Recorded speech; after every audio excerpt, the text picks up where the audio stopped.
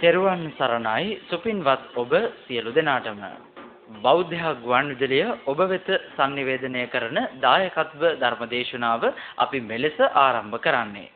අද ධර්මදේශනාව පැවැත්වීම උදෙසා මෙම ධර්ම සභා මණ්ඩපයේට වැඩම කොට වදාළ බියගම කොට්ටුන්න කල්යාණ මාවතේ ධම්මදස්සී බෞද්ධ මධ්‍යස්ථානයේ ප්‍රධාන අනුශාසක පූජ්‍යපාද දොළොස්වල උදිත දීර ස්වාමින්ද්‍රයන් වහන්සේ අපි ගෞරව නමස්කාර පූර්වකව පිළිගනිමු. අවසරයි අපේ හාමුදුරුවනේ. සාදු සාදු සාදු. අද ධර්මදේශනාවේ සදැහැති දායකත්වයන් මාතලේ කයිකාවල කම්බි අඩියේ පදිංචිව සිටින සීලවතී මණිකේ ලෝල්ලු ගස්වල මහත්මිය ඇතුළු පින්වත් පිරිසත්, අංක 34න් 3 ශ්‍රී බෝධිපාර ගම්පහ ලිපිනෙහි පදිංචි නීලියා කොටින්කඩුව මහත්මිය හා දියණියන් දෙදෙනා ඇතුළු පින්වත් පිරිසත්, තලගම් වත්ත ගල්තැම්වෙල පදිංචි TNM විජේරත්න ඇතුළු පින්වත් පිරිසත්, අංක 4 මැල්ලව ගෙදර පදිංචි සෙනෙහලතා අයිරාංගනී මහත්මිය ඇතුළු පින්වත් පිරිසත්, පන්නිපිටියේ පදිංචි DN වික්‍රමාරච්චි මහත්මිය සහ දරු පිරිසත් අද මේ ධර්මදේශනාවේ දායකත්වයෙන් කටයුතු කරනවා. ධර්මදේශනාව ශ්‍රවණයට පෙර ආතුව අපි සියලු දෙනා තිසරණ සහිත පංචශීලය සමාදන් වෙමු. සාදුනාදයක් පවත්වලා තෙවරක් නමස්කාරය කියමු පංචශීලය සමාදන් වීමට. අවසරයි අපේ හාමුදුරුවනේ. සාදු සාදු සාදු. නමෝ තස් භගවතු වරහතෝ සම්මා සම්බුද්දස්ස. නමෝ තස් භගවතු වරහතෝ සම්මා සම්බුද්දස්ස. නමෝ තස් භගවතු වරහතෝ සම්මා සම්බුද්දස්ස. බුද්ධං සරණං ගච්ඡාමි. බුද්ධං සරණං ගච්ඡාමි. ධම්මං සරණං ගච්ඡාමි. ධම්මං සරණං ගච්ඡාමි. සංඝං සරණං ගච්ඡාමි. සංඝං සරණං ගච්ඡාමි. ဒ ුතියම්පි බුද්ධං සරණං ගච්ඡාමි. ဒုတိယံ පි බුද්ධං සරණං ගච්ඡාමි. ဒုတိယံ පි ධම්මං සරණං ගච්ඡාමි. ဒုတိယံ පි ධම්මං සරණං ගච්ඡාමි. ဒုတိယံ පි සංඝං සරණං ගච්ඡාමි. ဒုတိယံ පි සංඝං සරණං ගච්ඡාමි. တတိယံ පි බුද්ධං සරණං ගච්ඡාමි. තතියම්පි බුද්ධං සරණං ගච්ඡාමි. තතියම්පි ධම්මං සරණං ගච්ඡාමි. තතියම්පි ධම්මං සරණං ගච්ඡාමි. තතියම්පි සංඝං සරණං ගච්ඡාමි.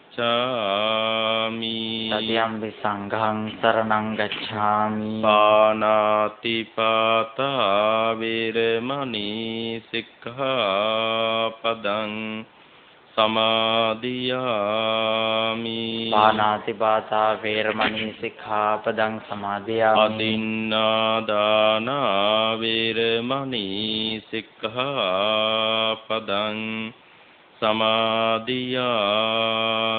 අදින්නා දාන වේරමණී සික්ඛාපදං සමාදියාමි. කාමේසු මිච්ඡාචාරා වේරමණී සික්ඛාපදං සමාදියාමි.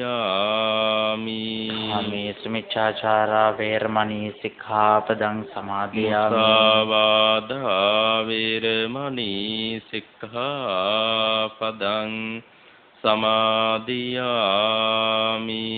සාවාදා වේරමණී සික්ඛාපදං සමාදියාමි. සුරාමේරය මජ්ජපමා දට්ඨානා වේරමණී සික්ඛාපදං සමාදියාමි. සුරාමේරය මජ්ජපමා දට්ඨානා වේරමණී සික්ඛාපදං සමාදියාමි. විතරණීන සද්දින් පංච සීලං ධම්මං සාදුකං සුරක්කිතං කତ୍වා අප්පමාදේන සම්පාදේත. ආම බන්තේ සාදු සාදු සාදු. समन्त चक्रवालेषु अत्रा गच्छन्तु देवता सद्धम्मं मुनि राजस् सुनन्तु सग्ग मुक्खदं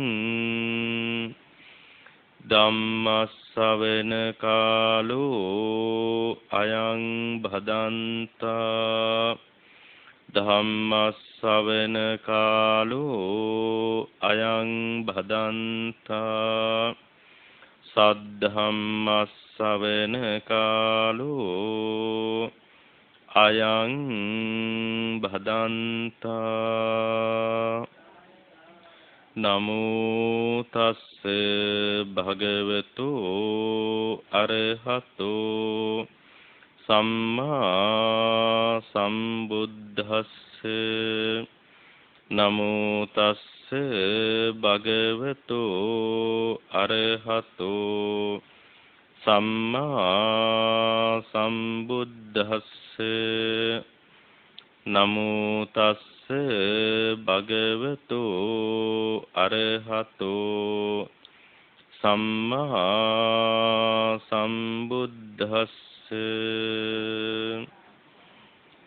ඒතං විශේෂතු ඤත්වා අප්පමාදම්හි පණ්ඩිතාති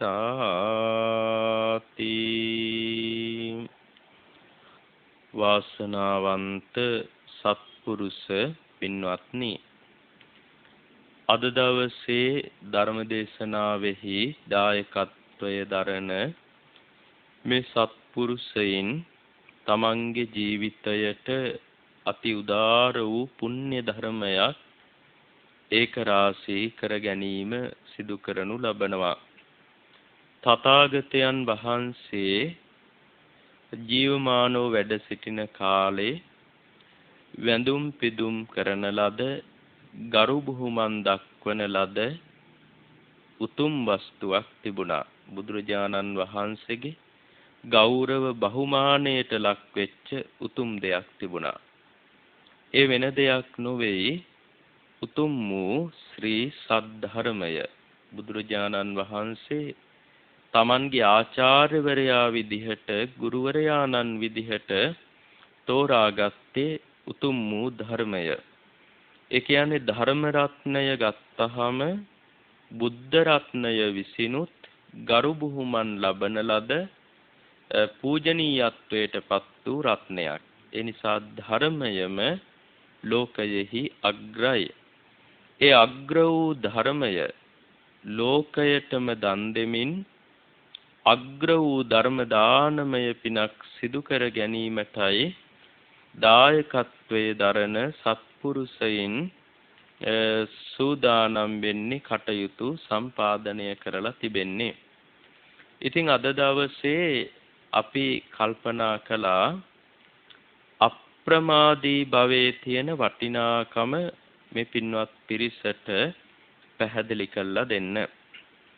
අපිට හොඳට අහලා පුරුදු වචනයක් තමයි මේ අප්‍රමාදය කියන වචනය.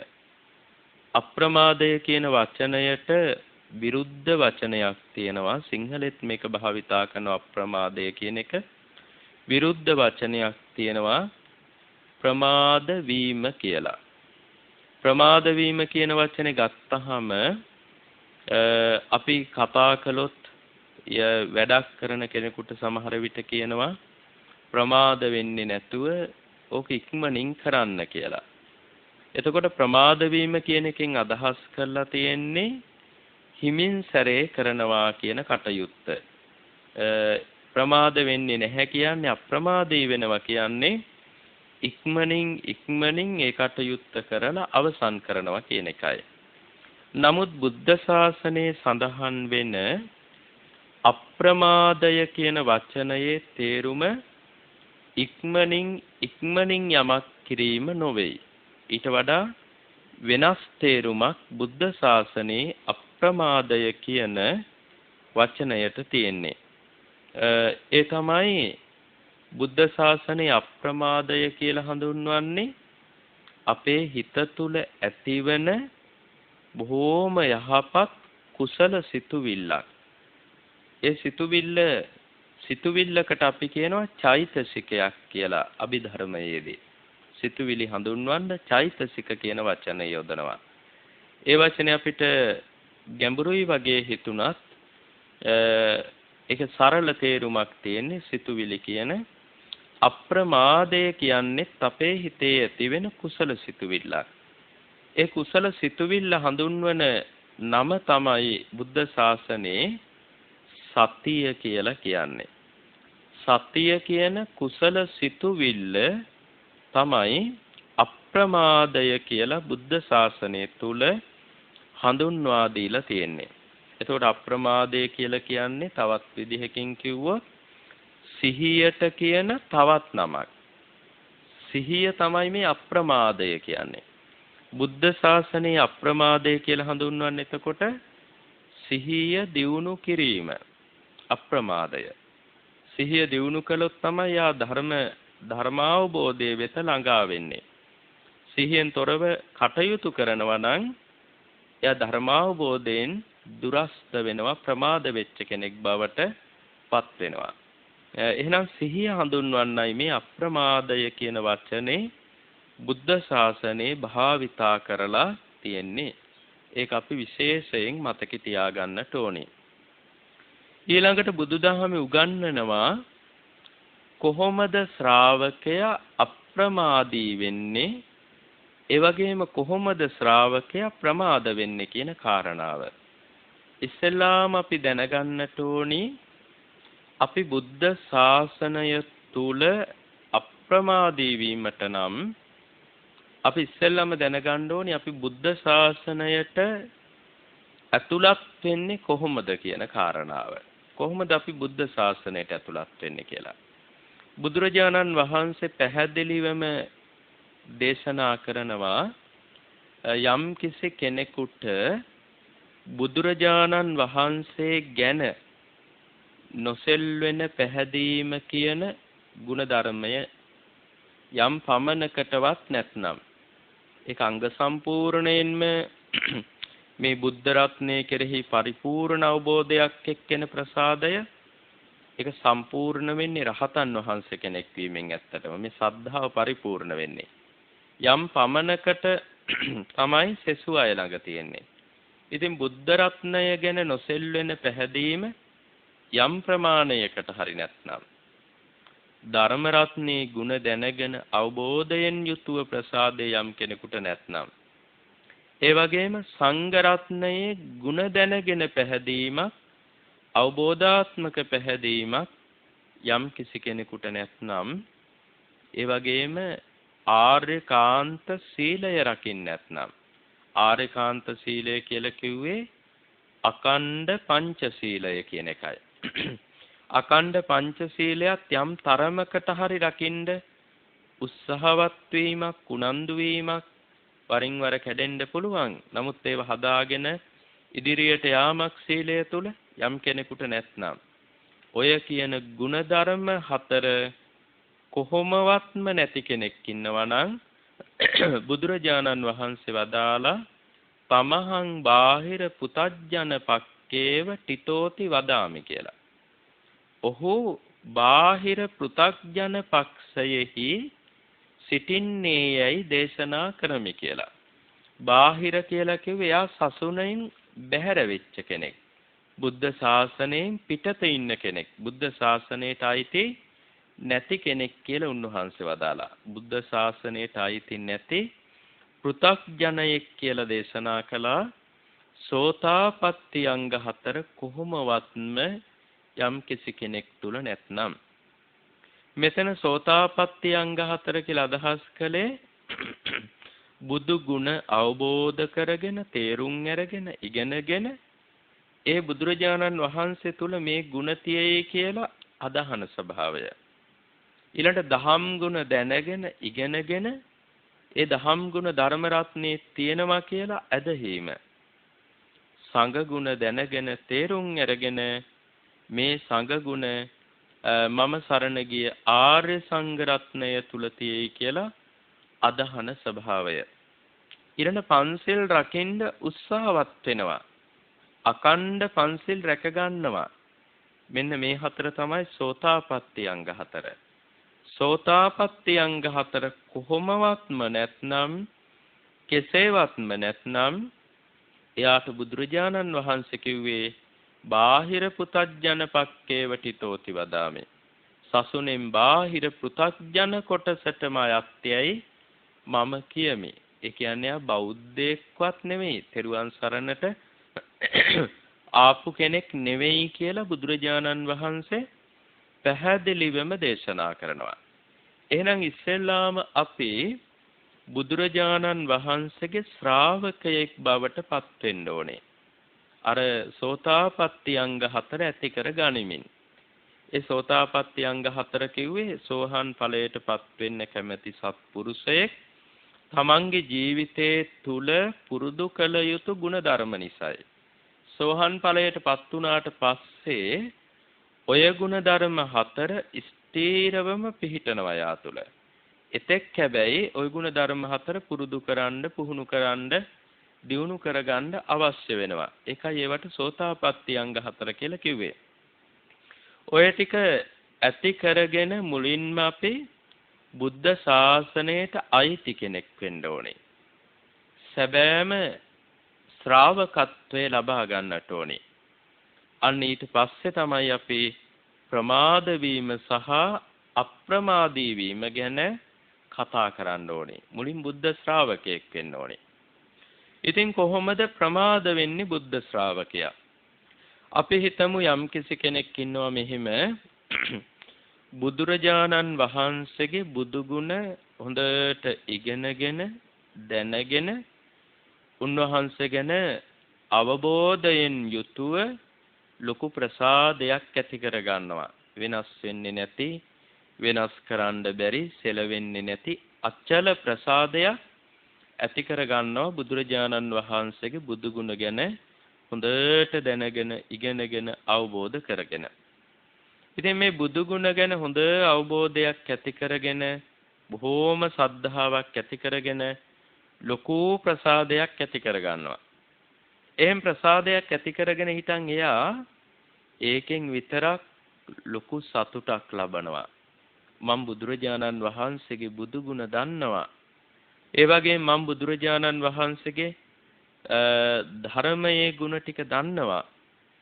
මම බුදුරජාණන් වහන්සේගේ ශ්‍රාවක සංඝ රත්නයේ ගුණ දන්නවා. මට තෙරුවන් කෙරෙහි දැනීමක් තියෙනවා, ලොකු පැහැදීමක් තියෙනවා, වෙනස් නොවන සද්ධාාවක් තියෙනවා. ඒ වගේම මම පන්සිල් ආරක්ෂා කරනවා, මම පව් කරන්නේ කාටවත් කරදරයක් බාධාවක් වෙන විදිහට ජීවත් වෙන්නේ නැහැ කියලා එයා අන්නේ කාරණාවලින් ලොකු සතුටක් ලබනවා. සතුටක් ලැබමින් ඒකෙන් විතරක් සෑහීමටපත් වෙනවා. සෑහීමටපත් වෙලා එයා එතනින් එහා දෙයක් කරන්නේ නැහැ. ඒ කියන්නේ එතනින් එහා කරන්න තව ගොඩක් දේවල් තියෙනවා. මේ සෝතාපට්ටි අංග හතර විතරක් ඇති කරගෙන බුදුරජාන් වහන්සේගේ ගුණ දැනගෙන පැහැදීම ඇති කරගත්තට විතරක් මදි. ධර්මයේ ගුණ දැනගෙන පැහැදීම ඇති කරගත්තට විතරක් මදි. සංඝ රත්නයේ ගුණ දැනගෙන පැහැදීම ඇති කරගත්තට විතරක් මදි.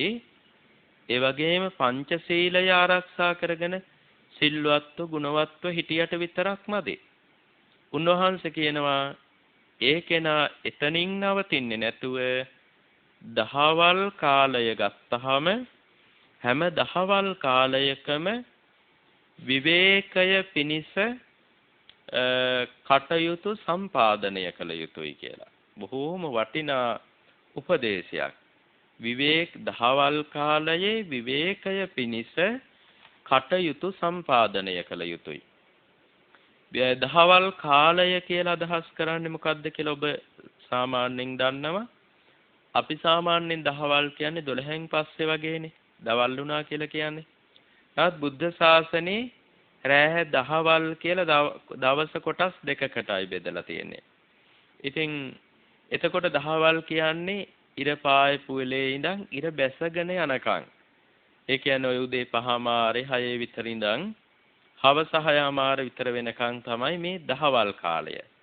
මෙන්න මේ දහවල් කාලය තුල අර තෙරුවන් කෙරෙහි ප්‍රසාදය තියෙන පන්සිල් රකින්න උත්සාහ කරන කෙනා විවේකය ඇති කරගන්න මහන්සි ගන්නෙ නෑ. විවේකය කියලා අදහස් කළා ප්‍රධාන කාරණා තුනක්. පළවෙනි විවේකය තමයි කාය විවේක කියලා කියන්නේ. කාය විවේක කියන්නේ දහවල් කාලේ අපිට තියෙන්න ඕනි ඔක්කොම වැඩ කටයුතු නවත්තපු වෙලාවක් අපිට තියෙන්න ඕනේ. ඒ කියන්නේ අපිට ගොඩාක් වැඩ තියෙනවා ඇත්තටම. එක්ක රැකියාවක් කරනවා. එහෙම නැත්නම් ගෙදර අතුපතු ගන්නවා, ආහාර පාන උයනවා, ඇඳුම් පැළඳුම් සෝදනවා. වෙනත් වැඩ කටයුතු තියෙනවා. දරුවන්ගේ කටයුතු, ස්වාමියාගේ කටයුතු, දුවල පුතාලගේ කටයුතු, මුණුබුරු මිනිබිරියන්ගේ කටයුතු මේ වගේ ගොඩාක් දේවල් තියෙනවා. ඔය කොච්චර වැඩ තිබ්බත් මොනවා තිබ්බත් අපිට යම් කිසි වෙලාවක් තියෙන්න ඕනි ඔය වැඩ ඔක්කොම නවත්තපු වෙලාවක්.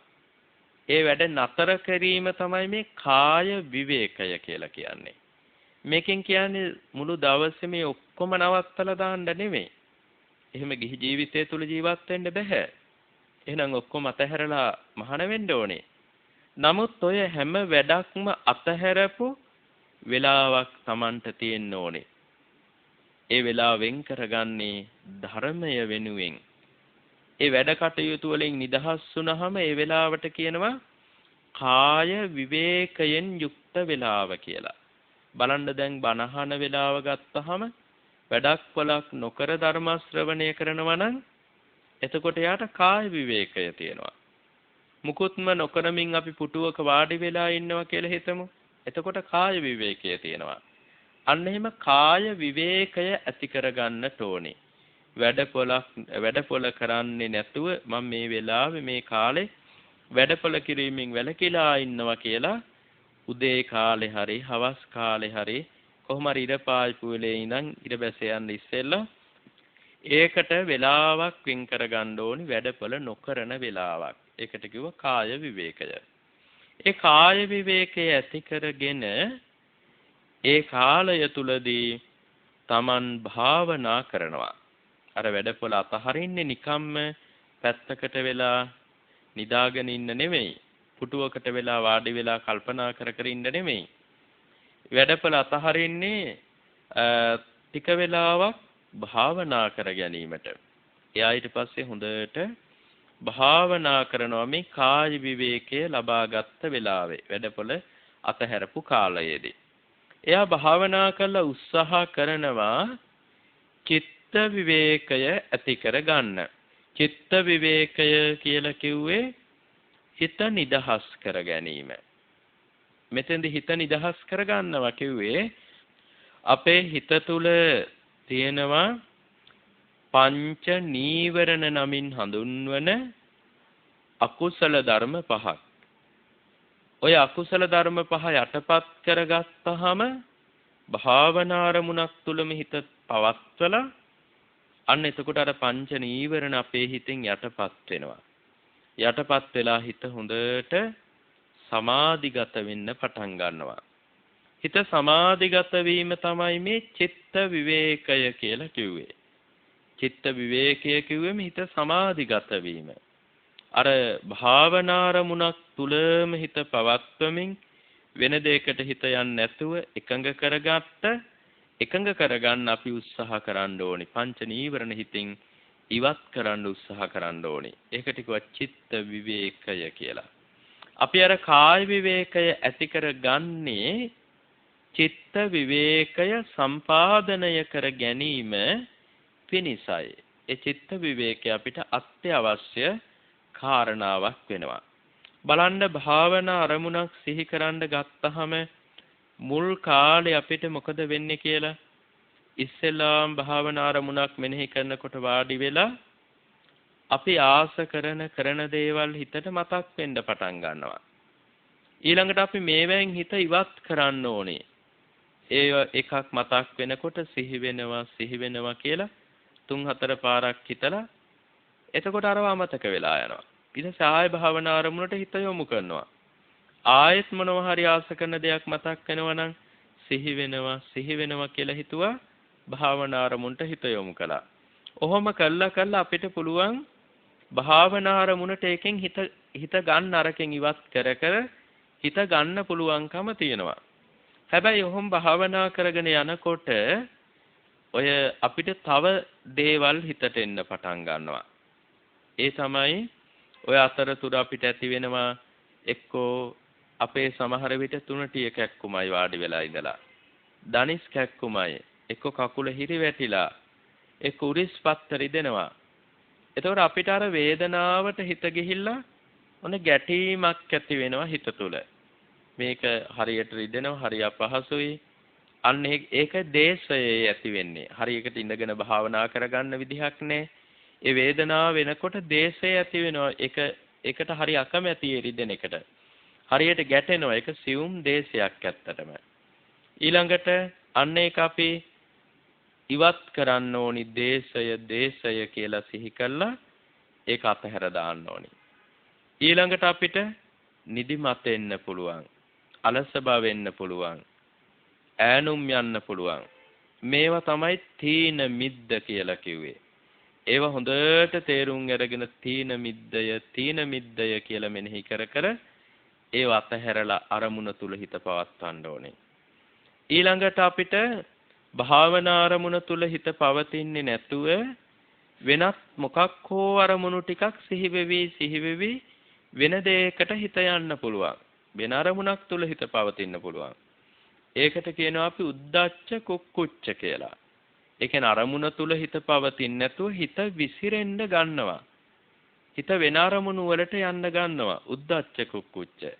අන්නේ හිත වෙන අරමුණු වලට යන්න ගත්තොත් ඒකත් හොඳට දැනගෙන හොඳට තේරුම් අරගෙන මේ උද්දච්චය කියලා උද්දච්චයක් කියලා මෙනෙහි කරලා නැත්තම් හිත විසිරෙනවා කියලා මෙනෙහි කරලා ආයමත් තමන් කරන භාවනා අරමුණටම හිත යොදා ගන්නට ඕනේ. ඒ වගේම සමහර අවස්ථාවලදී අපිට තමන් කරන භාවනාව ගැන සැකයක් ඇති වෙන්න පුළුවන්. මේ කරන ක්‍රමේ හරිද වැරදිද, මෙහෙම කළා ප්‍රතිඵල ලැබෙයිද නැද්ද, හිත සමාධිගත වෙයිද නැද්ද, මෙහෙම හිතෙන්න පුළුවන්. ඒවත් ඒ වෙලාවේ මෙනෙහි කරන්න ඕනි විචිකිච්ඡාව නැත්තම් සැකය කියලා මෙනෙහි කළා. ඊට පස්සේ භාවනා අරමුණ තුල හිත පවත්ව ගන්න ඕනේ. ආයමත් සැක ඇති වෙනවා නම් දන්න කෙනෙකුගෙන් මේ පිළිබඳ අහලා අර සැකය දුරු කරගෙනම භාවනා කරන්න බැස ගන්නට අවශ්‍ය වෙනවා. මෙන්න එහෙම නීවරණ හිතින් ඉවත් කරන්න අපිට පුළුවන් වෙනවා අර භාවනා අරමුණ තුලම හොඳට හිත පවත්වා ගන්න. ඒක තුල හොඳට හිත පවතිනකොට අපි තුල ඇත්තටම අර නීවරණ ඉවත් කරනකොට අර සිහි කර වීරිය වැඩෙන්නේ. නීවරණ ඉවත් කරන්න වීරිය. ඒව හරියට තේරුම් අරන් ඉවත් කරන මොහොතේ වීරිය දියුණු වෙනවා. ඊට වීරිය නිසා මොකද වෙන්නේ? අපිට ඒ නීවරණ ඉවත් කරගෙන යනකොට බොහෝම සියුම් ප්‍රීතියක් ඇති වෙන්න පටන් ගන්නවා. මේ ප්‍රීතියට කියනවා ප්‍රමුදිත භව කියලා ධර්මයේ. ලදරු ප්‍රීතිය ලදරු අවස්ථාව. ඊතා සියුම් ප්‍රීතියක් හට ගන්නවා මේ නීවරණ ඉවත් වෙන්න. ඉතින් ඊට පස්සේ පමුදිතස්ස පීති ජායති කියලා බුදුරජාන් වහන්සේ දේශනා කළා. ප්‍රමුදිත බව ඇති වුණාට පස්සේ යාට අර ප්‍රීතිය උපදිනවා. නිරාමිස ප්‍රීතිය උපදින්න ගන්නවා. නිරාමිස ප්‍රීතිය කියලා කිව්වේ අර නීවරණ ඉවත් වෙනකොට හිතට දැනෙන ප්‍රීතිය. අපි මෙච්චර කාලයක් ලෝකෙ හිතන්නේ ප්‍රීතියක් ලබන්න පුළුවන්, අධික සතුටක් ලබන්න පුළුවන් ලෝකේ කෙලෙස් සහිත ලස්සන කෙනෙක් හෝ දෙයක් දිහා බලලා කියලා සාමාන්‍ය මිනිස්සු හිතන්නේ. ප්‍රීතියක් ලබන්න පුළුවන් මිහිරිම ශබ්ද, කැමැතිම ශබ්ද අහලා එක්ක සුවඳ ආග්‍රහණය කළා. එහෙම නැත්නම් රසට කාලා බීලා තමයි ප්‍රීතිමත් වෙන්න පුළුවන්. එහෙමත් නැත්නම් මේ කෙලෙස් සහිතය හිතන්නේ කෙලෙස් සහිත සුමුදු මෘදු හිත තුල ආසාව උපදවන ස්පර්ශ ලබන්න ඕනේ. මේකෙන් තමයි ලෝකේ තියෙන ඉහළම ප්‍රීතිය ලබන්න පුළුවන්. මීට වඩා දෙයක් ලෝකේ නැහැ කියලා තමයි ධර්මයෙන් තොර වූ අන්ධ බාල පෘථග්ජනයා හිතන්නේ.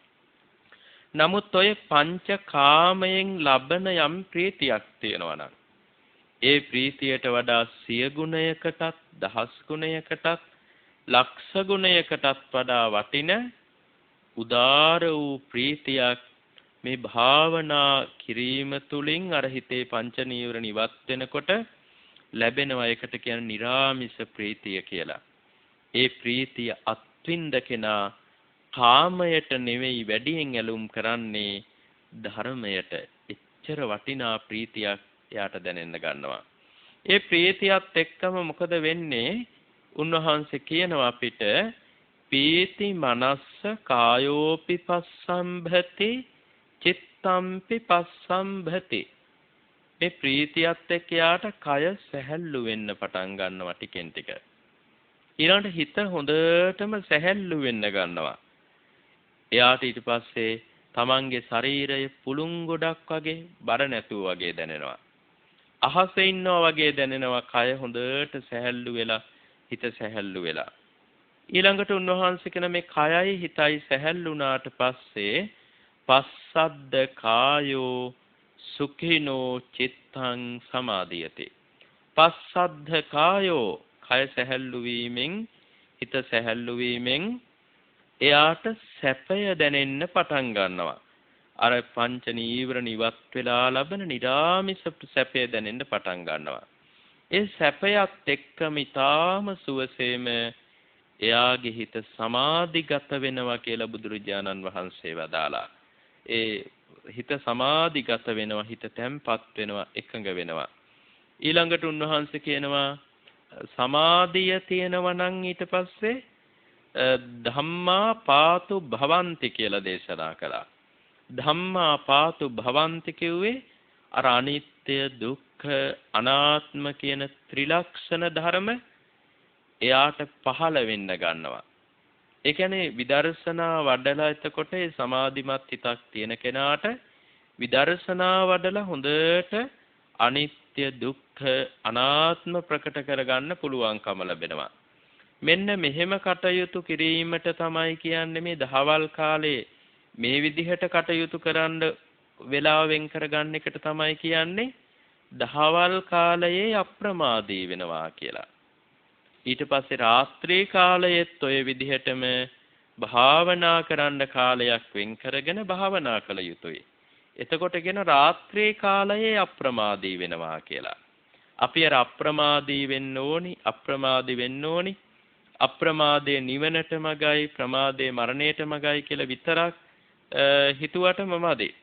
Taman ප්‍රායෝගිකව අප්‍රමාදී වෙන්නේ ඔන්න ඒ විදිහට කාය විවේකී උපදවා ගැනීමෙන්, චිත්ත විවේකී උපදවාගෙන සමාධිය දියුණු කළා විදර්ශනා වැඩිමෙන්. මේ තමයි අප්‍රමාදී වෙන හැටි බුදුරජාණන් වහන්සේ වදාළ ආකාරය. මේ පිළිබඳව සංයුත්ත නිකායේ ඔය සංයුත්ත නිකාය සෝතාපට්ටි සංයුත්තයේ සංයුත්ත නිකාය 5:2 කියන ග්‍රන්ථය සෝතාපට්ටි සංයුත්තේ නන්දිය කියලා සූත්‍රයක මේ පිළිබඳ බොහෝම ලස්සනට තව විස්තර සඳහන් වෙලා තියෙනවා. ඉතින් ඒක නිසා සදැහැති සත්පුරුෂයින් විසින් හොඳට දැනගෙන දහවල් කාලය ප්‍රමාදී වෙන්නේ කොහොමද කියලා අනිවාර්යෙන්ම දවසට දහවල් කාලේ උදේ නැගිට්ටට පස්සේ හරි හවස් කාලේ හරි ඉර බැහැගෙන යන්න ඉස්සෙල්ලා කොහොම හරි අනිවාර්යෙන් පැයක්වත් වෙන් කරගන්න භාවනා කරන්න. වෙන් කරගෙන මුළු හදවතින්ම තථාගතයන් වහන්සේගේ ශ්‍රාවකයෙක් විදිහට අප්‍රමාදී වෙන්න කටයුතු කරන්න කියලා අපි මෛත්‍රියෙන් ඉල්ලනවා. ඒ වගේම රාත්‍රී කාලයේත් අනිවාර්යෙන්ම වේලාවක් වෙන් කරගන්න අප්‍රමාදී වීම සඳහා. අප්‍රමාදී වීම කිව්වේ කයින් කරන වැඩ කටයුතු වල නවත්තලා යම් වෙලාවකට කාය විවේකය. ඊට පස්සේ සමතය වඩලා චිත්ත විවේකය, විදර්ශනා වඩලා අවබෝධය කරා යාම. මේ තමයි අප්‍රමාදී වීම සම්බුද්ධ ශාසනයේ. ඉතින් අප්‍රමාදී වීම නිර්වාණයට මාර්ගයේ බව තථාගතයන් වහන්සේ දේශනා කළා. අද ධර්ම දේශනාව එපමණයි. අද මේ උතුම් දේශනාවේ දායකත්වයේ දරනවා මාතලේ කයිකාවල කම්බියඩියේ පදිංචි සීලවතී මණිකේ ලෝලුගස්වල මහත්මිය කියන මහත්මිය විසින් සීලවතී මණිකේ ලෝලුගස්වල මහත්මිය දායකත්වයේ දරනවා. එතුමිය බලාපොරොත්තු වෙනවා මීට වසරකට පෙර මිය ගිය GSD බණ්ඩාර ස්වාමි පුරුෂයාණන්ට පුණ්‍යානුමෝදනා කිරීමටත් වසර 5කට පෙර පරලෝ සැපත් ප්‍රභාත් මහේන්ද්‍ර බණ්ඩාර පුතුණුවන්ට පුණ්‍යානුමෝදනා කිරීමටත් දෙපාර්ශවයේම මියගිය සියලු ඥාතීන්ටත් දෙමව්පියන්ටත් පුණ්‍යානුමෝදනා කිරීමට බලාපොරොත්තු වෙනවා. ඉතින් මේ පින්වත් නම් සඳහන් කළ සත්පුරුෂයන්ට මේ පින් ඒකාන්තෙන් අත්පි යෝන්ගේ පරලෝක ජීවිත වාසනාවන්තව සැප බහුලව සසර ගමන සුවපත්ව සසර දුකින් එතරව නිර්වාණයම ලබත්වා කියලා අපි මේ සිතින් පින් දෙනවා. ඒ වගේම අංක 34න් 3 ශ්‍රී බෝධිපාර ගම්පහ කියන ලිපිනයෙහි නිලියා කොටින් කඩුව හා දියණියන් දෙදෙනා කියන සත්පුරුෂයින් තව දායකත්වයක් දරනු ලබනවා. ඒ සත්පුරුෂයින් බලාපොරොත්තු වෙනවා මීට වසරකුත් මාස 4කට පෙර පරලෝ සැපත් ආගමන විගමන නිලධාරී සිසිල් අශෝක කොටින් කඩුව මහත්මයාට පින් අනුමෝදන් කිරීමටත් මාතලේ හරස්ගම විසූ රන්බණ්ඩා කොටින් කඩුව පියාණන්ටත් සීතා කුමාරි හාමි තල්ගහගොඩ මෑණියන්ටත් එවැගේම වේයන්ගොඩ මොට්ටුන්නේ විසූ එඩ්වින් රණවීර පියතුමාණන්ටත් ගර්ලින් රණවීර මෑණියන්ටත් මියගිය සියලු නෑදෑ හිතමිතුරන්ටත් පුණ්‍යානුමෝදනා කිරීමට බලාපොරොත්තු වෙනවා. ඒ පරලෝ සැපත් ඥාතීන්ට ඒකාන්ත කොට මේ පින් ලෝකෝත්තරමා නිර්වාණය පිණිසම උපනිශ්‍රේ වේවා කියලා අපි මේ සිතින් පින් දෙනවා. ඒ වගේම තවත් දායකත්වයක් දරනවා TNM විජේරත්න ගල්තැම්බෙල සලගම්බත්ත කියන ලිපිනයෙහි ඒ සත්පුරුෂයන් බලාපොරොත්තු වෙනවා වලපනේ ගල්තැම්බෙල පදිංචි වික්‍රමසිංහ කරුණාතිලක මුදියන්සේලාගේ සුදුමැණිකේ ඒ වගේම නිස්සංක මුදියන්සේලාගේ විජේරත්න නිස්සංක යන දෙපළගේ මියගිය දෙමව්පියන් ඇතුළු සියලු ඥාතීන්ට පුණ්‍යානුමෝදනා කිරීමට මියගිය අජිත් හේමලාල් නිස්සංක රණවිරුවාට පින්දීමට බලාපොරොත්තු වෙනවා. ඒ පරලෝ සැපත් ඥාතීන් හැමදෙනාගේම පරලෝක ජීවිත සුඛී සුවපත්ව ලොවි ලෝතුරු සුවම ලබත්වා කියලා අපි මෙසෙත් පතුරවනවා. ඒ වගේම දරු මුණුබුරන් හැමදෙනාටම සෙත් ප්‍රාර්ථනා කරන්න බලාපොරොත්තු වෙනවා. ඒ දූ දරුවන්ට සියලු යහපත සියලු සැනසීම වේවා කියලා ආශිර්වාද කරනවා. ඒ වගේම නොම්බර 4 මැල්ලව ගෙදර සෙනෙහෙලතා අයිරාංගනී මහත්මිය විසින් දායකත්වයක් දරනවා. පරලෝ සැපත් ජයකොඩි පොඩිරාලහාමි පියතුමාණන්ටත් මරියනෝනා රණසිංහ හාමිනේ මෑණියන් වහන්සේටත් හදිස්සියේ මියගිය ආදරණීය ලොකු පුතණුවන් සුරන් තිලින පුතා ඇතුළු පවුලේ පරලෝ සැපත් දෙපාර්ශ්වයේම මියගිය ඥාතීන්ට පින් අනුමෝදන් කිරීමට බලාපොරොත්තු වෙනවා. එයාගේ පරලෝක ජීවිත සුඛී සුවපත් ලෝකෝත්තර නිර්වාණයම ලබත්වා කියලා අපි පින් දෙනවා.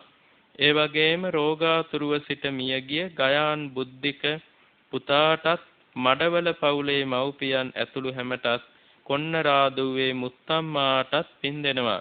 ඒ පරලෝ සැපත් සියලු දෙනාටම මේ පින් ඒකාන්ත කොට ලෝකෝත්තර නිර්වාණ අවබෝධය පිණිසම වේවා කියලා අපි සෙත් පතනවා.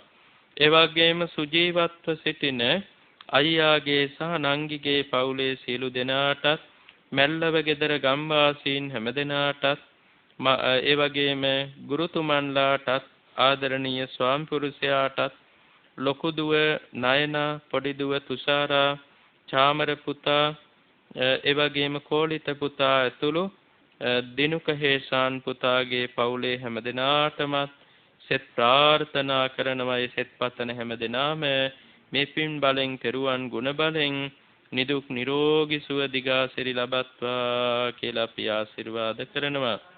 ඒ වගේම ඩී.එන්. වික්‍රමාරච්චි පන්නිපිටියේ පදිංචි ඩී.එන්. වික්‍රමාරච්චි මහත්මිය සහ දරු පිරිස විසින් තව දායකත්වයක් දරනු ලබනවා.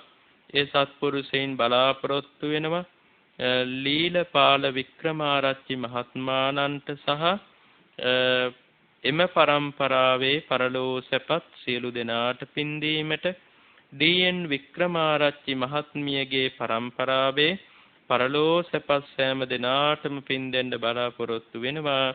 ඒ පරපුරු දෙකේම පරලෝ සැපත් හැම දෙනාටම ඒකාන්තයෙන් මේ පින් අත්වීමෙන් පරලොව සුවපත් වේවා, සසර සුවපත් වේවා, ලෝකෝත්තර නිර්වාණ අවබෝධයම වේවා කියලා අපි පින් දෙනවා.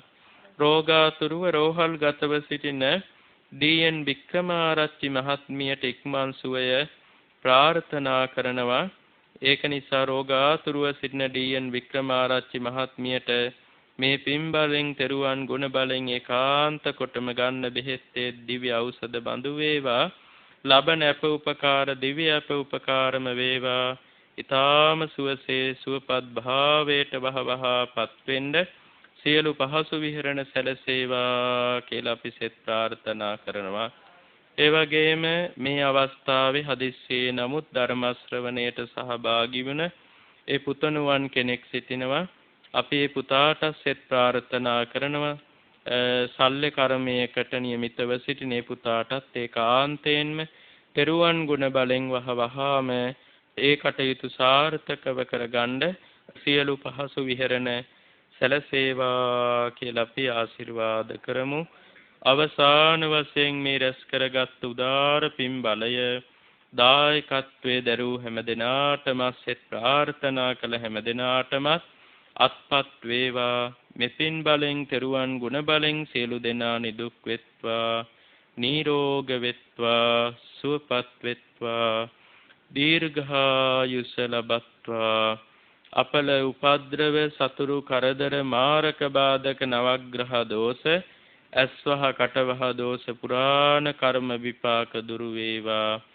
ඒ වගේම තබන පියවරක් පාසා ගන්න හෙළන හුස්ම රැල්ලක් පාසා කරන ක්‍රියාවක් පාසා ගෙවෙන මොහොතක් පාසා මගේ මුතුම් රත්නත්‍රය ඔබ හැම දෙනා මනාකොට ආරක්ෂා කරනු ලබත්වා. සියලු දෙනාගේම සියලු යහපත් ප්‍රාර්ථනාවන් බලාපොරොත්තු මුදුන්පත් වේවා. මෙලොව පරලොව දෙලොව ජයත් වේවා. ඊ타ම ඉක්මන් ජීවිතයක මේ උතුම් සම්බුද්ධ ශාසනය තුලදීම ලෝකෝත්තර අමා මහ නිර්වාණය අවබෝධ කර ගැනීමට මේ කුසල් හේතු වාසනා වේවා කියලා සාදු කියා ප්‍රාර්ථනා පිහිටුවමු. ආකාසට්ඨා ච බුම්මට්ඨා දේවානාගා මහිද්దికා පුඤ්ඤන්තං අනුමෝදිත්වා චිරන් රක්ඛන්තු ලෝක සාසනං චිරන් රක්ඛන්තු දේශනං චිරං රක්ඛන්තු මං පරන්ති. හැම දිනාටම තෙරුවන් සරණයි. ධර්මදේශනාව පැවැත් වූ ගෞරවනීය දේශකයන්න් වහන්සේ බියගම කොට්ටුන්න කල්යාණ මාවතේ ධම්මදස්සී බෞද්ධ මධ්‍යස්ථානයේ ප්‍රධාන අනුශාසක පූජ්‍යපාද දොළස්වල උදිතදීර ස්වාමින්ද්‍රයන් වහන්සේ දේශකයන්න් වහන්සේ සිදු කරන ශාසනික මෙහෙවර চিරාත් කාලයක් සිදු කරන්නට ගෞරවනීය ස්වාමින්ද්‍රයන් වහන්සේට ශක්තිය ධෛර්යය නිදුක් නිරෝගී චිරජීවනය ලැබේවායි අපි ප්‍රාර්ථනා කරමු. සාදු සාදු සාදු.